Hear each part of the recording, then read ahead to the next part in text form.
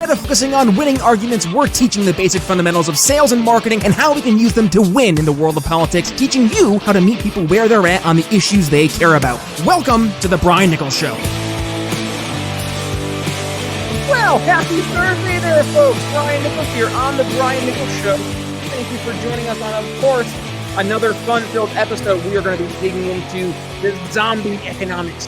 Yes, zombie economics of inflation and unemployment. But before we get there, I want to give a special shout out to today's sponsor, and that is the Expat Money Summit 2022. You can head over to briannicholsshow.com/expat, and you can sign up for your free tickets for our awesome virtual summit, November 7th through November 11th, 5 days, 30 expert speakers. Watch for a week, reap the benefits for generations. Join our good friend Mikkel Thorpe, and yes, 30 expert speakers, November 7th through 11th. One more time, briannicholsshow.com/expat. Folks, returning to the program today, I talked about it. We're digging into those zombie economics of inflation and unemployment. Returning to the program, the professor himself, Alex Salter. Welcome back to the Brian Nichols Show. Brian, it's great to be back. Thank you. Alex, it's great to have you back, my friend. Thank you for joining us, and thank you, obviously, for helping talk some sense into the chaos that we see in the world today, especially as it pertains to our economics, our monetary policy. People are seeing it on the news, and now they're seeing it in real life. They're seeing it at the gas pump. They're seeing it at the grocery store. Inflation, cost of living, it's hitting hard. But before we get there, Alex, let's reintroduce yourself to the Brian Nichols Show audience. Who are you, and why are we looking to you to explain what's going on in this world of inflation? You know, that's never really been made clear to me. Just kidding. I'm an economics professor at Texas Tech University. Guns up, go Red Raiders. And money and macroeconomics is one of my specialties. I wrote my dissertation on monetary policy. My first book is about monetary policy. It's called Money and the Rule of Law. I and my co-authors spend a fair amount of time critiquing Federal Reserve policy. So if you're a skeptic that our economic technocrats, in fact, are as good at their job as they claim to be, I encourage you to check out my book. I think that you'll like what you see. Alex, you recently wrote an article over at The Hill. You co-authored this with Philip Magness, and you talked about the zombie economics of inflation and unemployment. And to set the preface, I wanted to read a bit from this. You said, the illusion of a permanent and controllable trade-off between a strong dollar and a strong labor market persists in various centers of elite opinion. Lisa Cook, one of President Biden's nominees to the Federal Reserve Board of Governors, confidently asserted the importance of, quote, the trade-offs between inflation and unemployment for monetary policy. The New York Times recently promoted similar worries that the current focus on taming inflation could come at the cost of unemployment. In a separate Times column, the one and only Paul Krugman depicted a huge surge of unemployment as the hefty price tag of reining in our last major inflationary crisis some 40 years ago. And other media outlets routinely depict tight money as certain pathways to skyrocketing unemployment, when some of the most important forums in the world host some of the most elementary economic errors in the world. Say that 10 times fast, Watson. Something has gone very, very wrong. Alex Salter, it has indeed gone very wrong. Outline for us what has gone wrong. Oh, geez. How long do we have? 20 minutes? We got about 20 minutes. See what we can do. Okay, so we'll fix all of macroeconomics in 20 minutes. That sounds good. In policymaking circles, public economics commentators, those sorts of positions, there persists this myth that there's a steady and exploitable trade-off between unemployment and inflation. The idea is you can, quote unquote, run the economy hot, in which case you're going to get low unemployment, but you have to put up with high inflation. Or if you want to try and bring down inflation, you have to put up with not so good labor markets, higher unemployment. In brief, this view is bogus. There's nothing to it. There is absolutely no reason why you can't have strong labor markets and low and stable inflation. You can even have strong labor markets with no inflation. Look, we can have 4% or less unemployment with 0% inflation. We can have 4% unemployment with 10% inflation. Money, and specifically the rate at which we're running the printing presses, really doesn't matter in terms of the fundamental economic health of the nation. In the long run, it's about living standards. It's about how good our workforce is, how many machines we have, whether our laws and institutions are conducive to commerce, and how many green pieces of paper we have running around the economy doesn't really affect that. So we really need to put this idea of a exploitable and permanent trade-off between unemployment and inflation to bed. It's long past time we move on from this, frankly, dark age macroeconomics. Well, then I guess one has to ask the question then, Alex, where on earth did this old notion, this, as you mentioned, this zombie notion, really come from? Because it sounds like it is, in fact, pretty resoundingly busted, debunked economics. Where did it come from, and why is it still prevalent in economic conversations today? It started with this idea in economics that we call the Phillips Curve. There was an economist in the middle part of the 20th century when old school Keynesianism was in its heyday, right? It was the new hot thing in academic macroeconomics. An economist named Phillips discovered a strong negative correlation between, on the one hand, a measure of unemployment, and on the other hand, a measure of wage growth, which was a proxy for inflation in all markets. Since what's going on in labor markets at that time pretty well predicted what was going on to final prices and goods and services more generally. From that, two economists who are actually quite legendary in the field of money and macro, Paul Samuelson and Bob Solow, came up with this idea of a permanent, again, and exploitable from the purposes of policy trade-off between inflation and unemployment. This idea was central bankers, fiscal policymakers could sort of pull this lever and move us along this stable trade-off between inflation and unemployment, run the economy a little bit hotter. That would be good for lowering unemployment, but raising inflation, run the economy a little bit cooler. You'd get a slower dollar depreciation, but you'd have to put up with some a little more turmoil in labor markets. And to make a very long story short, they were observing what we now call in economics a spurious correlation. There is no permanent trade-off between these kinds of variables because once the public figures out that policymakers are trying to game the economic system, they change their expectations, right? Once everybody figures out that the central bank is going to try and run the printing presses to get unemployment lower, everybody just bakes in higher anticipated inflation into their contracts, into their wage bids, into their long-term financial investments, and ultimately you get no corresponding increase in real economic activity. You can fool people once, but once you try and permanently exploit that trade-off, people are going to realize they're going to get wise to the game. And any trade-off is going to be ultimately illusory and in the short run. And in fact, if you've even managed to create a decrease in unemployment because you've created quote unquote surprise inflation, that's only because you've surprised people, right? The central bank promised to conduct monetary policy commensurate with, say, 2% inflation, but then it ran the printing presses way hotter. And so it created 5% inflation. Yeah, in the short run, you might get a small boost to economic activity, but that's only because the central bank, frankly, lied to people. It said, hey, we're going to do X. And in fact, they did something very different than X. So yeah, if you give people a misleading picture of your intentions, it turns out you can fool them, but that only works in the short run. People eventually get wise.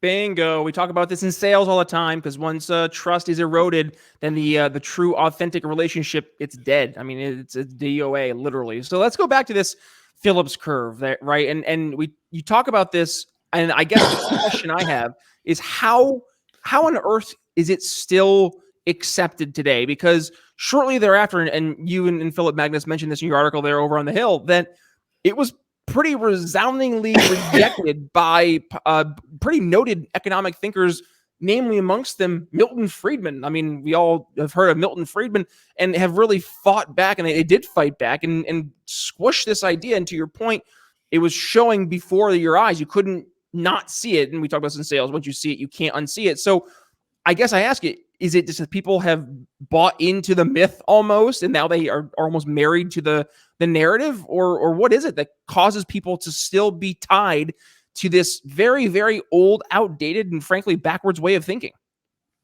Great question. So I blame two kinds of people. First, I blame economic and financial journalists because frankly, they don't have the training and the expertise to know better. And second, I blame economists who have become public intellectuals, but really have frankly, no background in macroeconomics and monetary policy. So Paul Krugman is a perfect example of this. Paul Krugman is a trade economist. He won the Nobel Prize for his work on international trade, which is quite good and respectable. Since then, he's set himself up as an authority on business cycles and macroeconomic stabilization policy. And frankly, he doesn't have any scholarly chops on this. There's no clear evidence that he's specialized in it. that he's put in the work to learn the literature. It's just not something that's a mainstream idea anymore. If you talk to the economists who actually specialize in monetary economics and macroeconomics, and you bring up the Phillips curve as if it's a serious idea, they laugh at you, right? They sort of hide their face in their elbow and snicker a little bit because it's a very gauche idea. There's really nothing to it. It's not at the cutting edge. It's not a serious idea. And really the only people who think it's a serious idea are people who don't know any better. So let's go to, if I can get my mouse to work here. There we go. If we can go towards today, we're seeing the conversation continue today. And one of the things we're seeing is some folks like Elizabeth Warren out there who are fervently promoting these very old, outdated ways of thinking. So let's talk about combating this just outdated way of not only thinking, but also, back to the point, this backwards way of thinking. What's your argument when you're seeing Elizabeth Warren out there leading the charge and really fighting her fight from more of the progressive side of things, but using this as the crux of her argument, really? What are you finding as the best way to almost kryptonite her to her argument there? I'll be honest, I don't pay very much attention to the good senator from Massachusetts. Her latest thing is that corporate greed is causing inflation. And of course, that's nonsense, because you would need to suddenly suppose that corporations have all of a sudden gotten more greedy, because you'd need a change in greed to explain a change in inflation.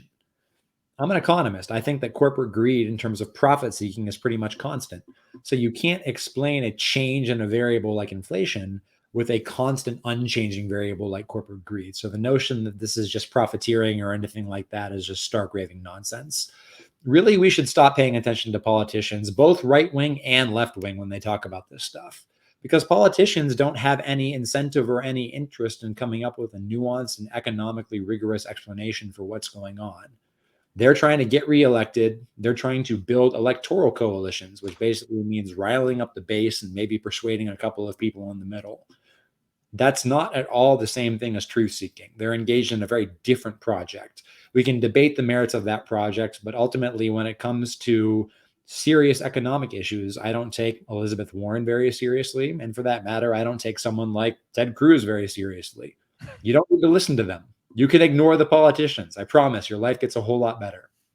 Also, Ted Cruz, I'm still not convinced that he might be Kevin from The Office. We're not entirely certain. That was never officially discussed and debunked there back in 2016. So we got to pay attention to that. But what we're going to do is next, Alex, we're going to go ahead and discuss specifically how we can go ahead and actually solve the problems that we see here today. But before we go there, wanted to go ahead and remind folks, if they have not had the chance, to head over to briannicholsshow.com, sign up for our morning sales huddle once per week, usually around Friday or so. I am in your inbox with my weekly sales tip, the same type of tips I would use with my sales teams to help lead them to their success, hitting their quota, and helping lead to company-wide success. I can do the same for you. So head over to briannicholsshow.com, sign up today. And oh, by the way, I'll send over a free copy of my ebook, 4 Easy Steps You Can Implement Now to Sell Liberty to Friends and Family as well. So, Alex, back to the question at hand. What's the answer here, right? If we gave you, Alex Salter, the magic wand, and you don't have to listen to Elizabeth Warren and all the other progressive floozies or the Texas yeehaws like Ted Cruz out there in Capitol Hill. Buddy, I'm from Texas. I resent that remark.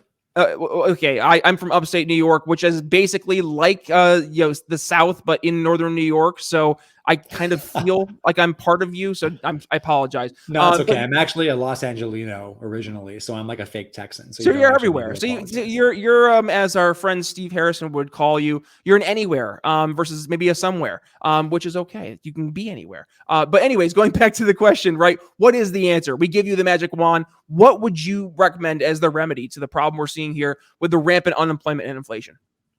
Well, unemployment's not too bad right now, right? That's We're only true. at 3.6%, which is actually very low by historical standards. So right now, at least labor. Can I preface that? It's more of a question to myself. Is that really the real number? Because we've seen the folks who aren't even looking for work. I think that number has jumped up exponentially, right? Whereas that's not counted towards unemployment. It's about a percentage point higher than it was before the COVID crisis. It sort of jumped and stayed there. That's big in terms of labor force participation, in terms of jumps. right? You compare it to historical jumps or changes in the labor force participation rate, right? The people who are looking for a job and are in the labor market in the first place. But in an absolute sense, I don't think it's large enough to obscure the fact that right now labor markets are actually doing okay. I'm much more concerned about inflation than I am about labor markets. And the solution to inflation is simple. You ultimately have to get control over central bank policy, Federal Reserve policy. If you want to bring down inflation, shrink the balance sheet. At minimum, make sure it's not growing as fast as it was after COVID hit. Get the Federal Reserve to not only stop buying new assets, but get it to not purchase new assets, right? When the various debt instruments that it has on its books mature, don't have them buy more. Shrink the balance sheet. Get the liquidity out of the system. And for goodness sake, get the central bank to commit to an actual policy rule that binds its hands, right? Everybody made a big ado about how the Fed switched to an average inflation target back in August 2020. The idea was, well, we're not going to shoot for 2% inflation every single year. We're going to shoot for 2% inflation on average over the very long term. Now, there are actually some good arguments on paper why you would want that kind of a regime, targeting inflation on average instead of just trying to hit 2% every single year. The problem is those arguments are only persuasive or beneficial if you assume that central bankers are omniscient and perfectly benevolent.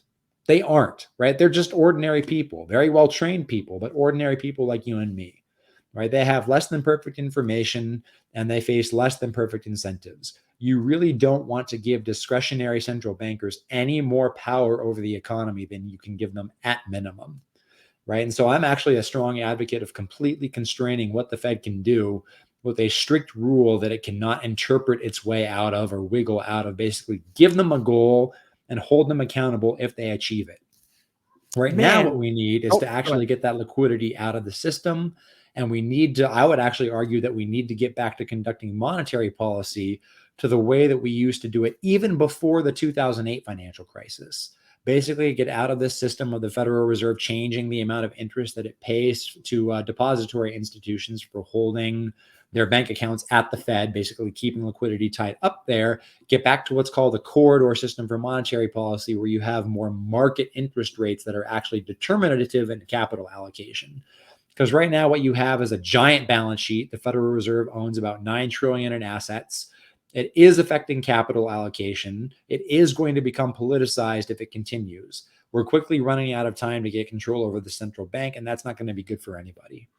I was going to say, if only, man, where can I find this? A book that talked about, money and the rule of law. Is there a book out there, Alex, that talks about this in detail?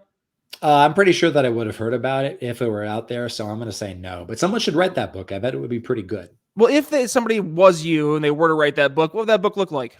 Hypothetically, it would be titled Money and the Rule of Law, Generality and Predictability in Monetary Institutions. It would hypothetically be published by Cambridge University Press. And in theory, you could buy it on Amazon, or you could just go to my website and find it there too. Well, what's that website? www.awsalter.com. It's one of the first links on my homepage. The book has its own website where you can find endorsements from other prominent economists. It'll take you to Amazon where you can purchase it. You can also purchase it directly from Cambridge University Press if you had the desire to do so. Usually I plug it on social media too, but I recently got off all social media, got rid of Twitter, got rid of LinkedIn and Facebook and all that. I was just spending too much time on it, so it was time for it to go. It's good to decompress sometimes. People actually are surprised to learn that I'm actually not on social media as much as they think. A lot of the stuff I have posted is just like automated posts and like scheduled posts. I don't have the time to be on social media. So You're the smart one. Yeah, well, you got to try to be able to leverage it, I guess, for the industry I'm in the world of sales, but also what we're doing here. So yeah, it's an unfortunate reality. I think we're seeing a lot of the technology that's advancing here, especially with the advent of Web3. It's going to make a lot of the problems we're seeing maybe change a little bit because the incentive structures are going to change behind the scenes. But those conversations, we're having those with a lot of fun tech folk. We'll save those for another day. But with that being said, obviously, folks, this is a conversation that we've been having here with Alex, and it's important for us to continue having. We've heard many a time the importance of us focusing on monetary policy, and Alex actually is presenting a real tangible solution to solving that problem. And it starts with, yes, addressing the problem at the root cause, and that is at the source. In this case, it is addressing the problems with the Fed because I'm sorry, you can't really base any rules on some discretion, on a political wind. It doesn't really yield a positive way for society to move forward, for anything to really move forward. We're seeing this in the economy right now. So many businesses. I mean, Alex, my day job for the world of sales, I'm hearing it time and again. Number one, inflation has been hitting businesses so hard. I had one company I was talking to. They do metal, like for cars, for retailers for cars, and one of the issues they've had is because the markups that they've had to endure has dropped their sales by like 120%. And like this is just the beginning of what we're seeing with companies across the board who are now. You can only inflate the bubble arbitrarily and artificially, to say the least, so much. And now we're at the point where I think it's ready to pop. So let's. I don't mean to doom and gloom everybody, but like, what should we be prepared for? And I know this is the question. I think it's more so because we have a lot of business owners, entrepreneurs who listen to the program. And I know for a fact that they're trying to plan, they're trying to prepare. And obviously this is no financial advice, folks. This is more just us trying to spitball what's the best plan of action based on what we think is going to happen from a more high level perspective, right? So, Alex, what would you say is the best plan of a course of action, I guess, for business owners and entrepreneurs? And also, what do you expect to be the ultimate outcome of the current trajectory if things continue the way they're going? So much of it depends on what the central bank actually does. Are they actually going to find the discipline necessary to shrink the balance sheet and normalize monetary policy? Or are they going to continue to pretend to do those things and talk a big game about, oh, we understand the importance of inflation, but not really make any of the hard choices necessary to get it under control? And ultimately, I think that the public conversation around this whole topic is fundamentally misguided. We're having this debate between two camps. You have the easy money camp and you have the tight money camp, and we're just arguing between those camps. The point, though, is that both of the poles of that debate are artificially limited. You need to get out of that paradigm where we're talking about whether we want tight money or easy money. What we want is rule-bound money. We actually want something to be in place to more or less put monetary policy on autopilot. Because if monetary policy were on autopilot, if it had to follow a strict rule, the market would know what to expect. We would know what was going to happen to the purchasing power of the dollar. We would be able to put those expectations into the various contracts we write, whether in terms of our wage asks as workers or in terms of our capital investments as businesses. Until and unless we get that, we're going to continue this pernicious game where we're watching the Fed and the Fed is watching us and everybody's trying to fool each other. That's just a waste. There's nothing productive that comes out of that, but that's the way that we've done it for the past 30, 40, 50, 60, 70 years. And we're going to keep on doing it that way, unfortunately. Well, Alex, unfortunately, we have come to an end here of today's episode of the Brian Nichols Show, which means it's time for us to point people towards where they can continue the conversation with you. So if they want to go ahead and do that, hit us with the plug, social media, and also, you mentioned it before, let's give you a chance to mention it again, Money and the Rule of Law. Where can folks pick up their copy today? Wherever books are sold. No, probably not wherever books are sold, but you can definitely find a copy at Amazon. You can definitely get a copy directly from Cambridge University Press. We're very pleased, I and my co-authors, that there was a relatively cheap paperback edition. So even though it's published by an academic press, it's not going to break your wallet, especially right now as various other price hikes are breaking your wallet. Again, you can find all of my writings at my website, www.awsalter.com. All of my popular articles are there. My academic writings are there too. If you wanted to wade into those, more power to you. Good luck to you. I'll be happy to talk to anybody about those over email. Yeah, drop me a line. I'd be happy to hear from your listeners.